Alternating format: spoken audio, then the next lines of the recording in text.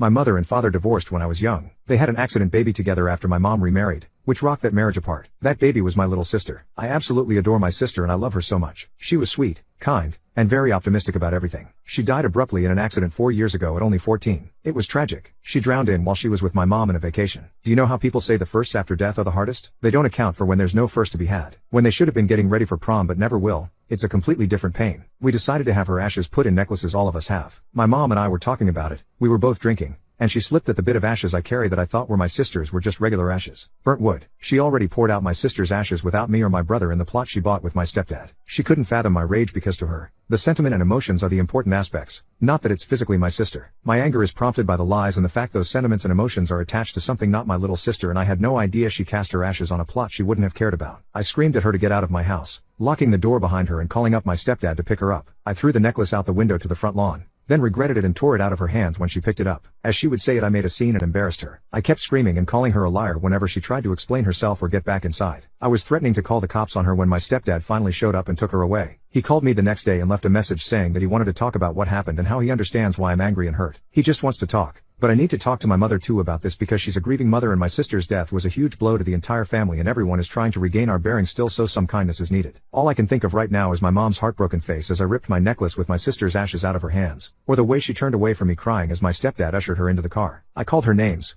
I let my pain and rage take over me, but I can't get over the lies. 4 years of thinking my necklace had my sister, of thinking she was right by my heart, and it all came undone because my mom had too much to drink. Update: I gave my mother an ultimatum of either telling my brother and father, or I will. She refused to, because I reacted so horribly. And she told me not to tell because you're doing this to hurt me and you're just going to hurt them. So I told them. I sat my dad and brother down and explained that the necklaces didn't have the right ashes in them. I've never seen my dad break like that, and I've never heard my brother scream at me like that. He was angry that I knew before him and didn't immediately tell because, this is poop, you tell me, you needed to tell me, we tell each other everything. But he started crying and apologizing to me, admitting he's just so mad about what mom did and he can't handle it. So I guess that's something else me and my brother share. We get overwhelmed initially before cooler heads prevail. My dad looked gutted but he was trying to piece himself back together. He held my brother and me as we cried, and he apologized for the pain. He said it wasn't fair that I had to be the adult when my mother should have told all of us a lot sooner. Dad's going to try to talk to my stepfather to find the plot because my mom has been refusing to talk to us anymore, not answering messages or picking up the phone. Her social media has even gone dark. He's going to find out where the plot is and go to the site. I don't know if I could if it were up to me. It just feels like the final bit of proof that this fucked up nightmare is real and my sister is mixed with dirt and rocks and grass of an unmaintained and unvisited plot. To top it off, she won't even show the decency to explain why or even talk to me. When we were discussing cremation, it was agreed we would all get a necklace with the ashes. My mind keeps going over things that just didn't add up fully, times she almost slipped or things that make complete sense now. She almost left behind her necklace on a trip and didn't freak out like I would have, because she knew where my sister was the whole time. She volunteered to be the one to separate the ashes and gave dad the rest. I assume those ashes are the same as ours. Fake. God, this whole thing just makes me want to curl up in a hole and never see the light of day again. I've been on and off crying all week without being able to stop,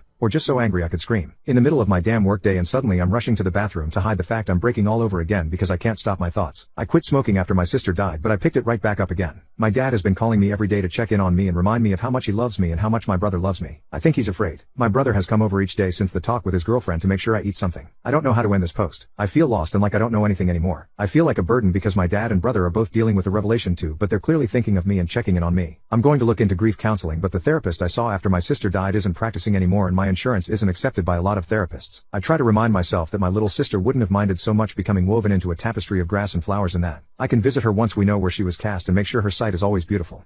My unhinged friend told my boyfriend that we were having an affair and my boyfriend doesn't believe me. Now, he's begging for another chance after I sent him the evidence of my innocence. I've been with my boyfriend, Paul, for 3 years. In the beginning of our relationship, Paul had some issues with trust. He had been cheated on in the past. I made it clear right away that I had never cheated on anyone, that I would not, and that I understood if he had trust issues from the past but that it was a deal breaker to me to be with someone who couldn't trust me. He has, since those early days, been really good about it and throughout our 3 years together, I think I have earned his trust. I have always been honest with him and never cheated on him. He's asked to see conversations of mine that I've had with male friends twice over those 3 years, and I've obliged. The second time, however, I made it clear to him that I was very unhappy to be treated as though I was acting suspiciously and did not deserve privacy with my friends when he had no reason at all to think I was being shady. I said that if he didn't trust me because of something I had said or done, I was 100% happy to have a conversation about that, to discuss it, and to address any issues he had, but if I had done literally nothing to cause suspicion then I expected him to trust me. He agreed with me, said that I had done nothing,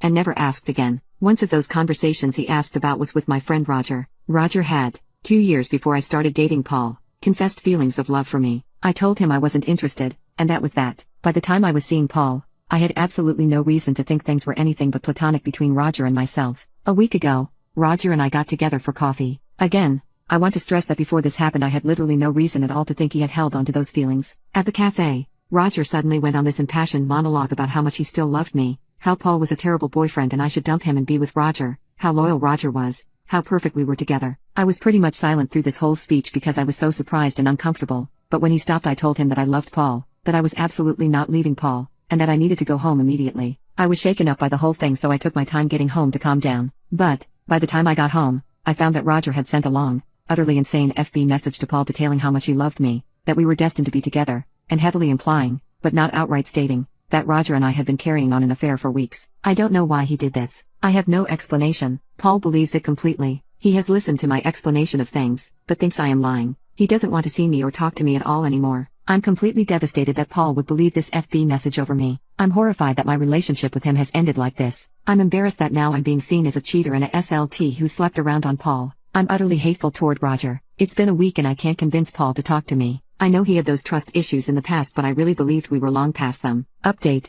When I was a little calmer I FB messaged Roger asking him why he lied. He responded with what do you mean, at which point I started pressing him harder. He responded only with one-word answers, and honestly didn't reply to most of my messages at all, no matter how much I asked, and never actually said any definitive statement of yes I lied for such and such reason. Finally, I sent him a definitive statement that said I had never had an affair with him, that I was incredibly hurt and angry, that our friendship was over and that he was never to contact me again. He replied okay and that was that. I sent the entire FB conversation to Paul, not thinking it would help save us but just to try and clear my name. In the message, I asked him if Roger's reactions to my questions and my response to Roger was in line with what he would expect if Roger's accusations were true. Paul didn't respond that day, but the next day he called me. Paul basically said that the more he thought about it, the more he believed me, and that the conversation between Roger and I helped him believe that Roger's responses didn't make sense and that he now thought nothing had gone on. Paul called me the next day and begged me to come back, admitting that he had rushed to judgment and that he believed me now, especially after seeing the bizarre responses from Roger. He apologized profusely for not trusting me and for letting his past insecurities cloud his judgment. He pleaded for another chance, promising to work on rebuilding trust and never doubting me again. But despite his pleas and apologies, I couldn't shake off the hurt and betrayal I felt from Paul's initial reaction to the false accusations. I realized that trust was a fundamental aspect of any relationship, and Paul's immediate belief in Roger's lies had shattered that trust for me. Despite his change of heart, I couldn't bring myself to go back to someone who had doubted me so easily. My entitled brother thinks he is bailing us out for paying rent and refused to pay his bills. So, my mother snapped and put him through 5 stages of grief. Brother has been mooching off of my mom and I, she and I co-own our house, since 2017. He lived rent-free for 4 years. Finally, my mom managed to force him to pay his form of rent by paying some utility bills, a total of about $450 a month, since 2021. He has never paid his bills willingly. Every month he demands to know why he has to pay the amount and demands proof of the cost, as if my mom was trying to swindle him for some reason. And every time he has finally given us the money for the bills, he has told us he was bailing us out since we must be broke. Why else would we be making him pay for us? Recently, he has been going off about how he can't wait to leave the house and he wants to save his money to move out but he simply can't with the cost of all these bills weighing him down. My mother told him since he is so serious about moving out, she will gladly pay for his portion of the bills. She works seasonally, and all he would need to pay was his car insurance. She said she would give him until May 31st to save up as much as he could. He would then need to move out. Since that agreement was made, entitled brother has gone on 2 trips out of state.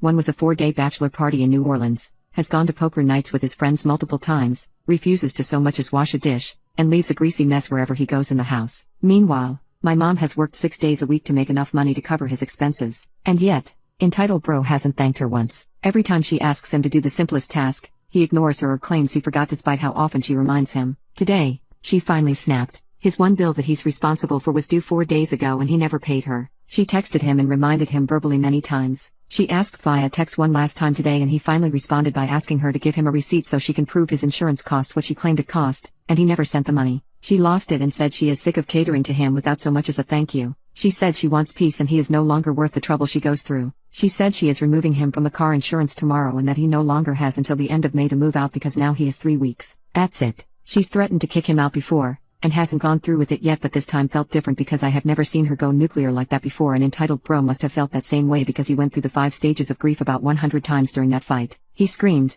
cried, accused, name-called, tried to pull me in to defend him, tried to pull in his dad to defend him, tried to call my mom's sisters to defend him, claimed getting his own insurance was an emotional burden, claimed she needs professional help because she is obviously out of her mind, said that she obviously doesn't care about him. Otherwise, why would she so cruelly deprive him of such valuable resources? He went on and on for 3 hours, and she didn't budge. I don't want to get my hopes up that she'll stick to that 3-week deadline, but this is the closest she's come to evicting him. I hope this will scare him into leaving before she has to.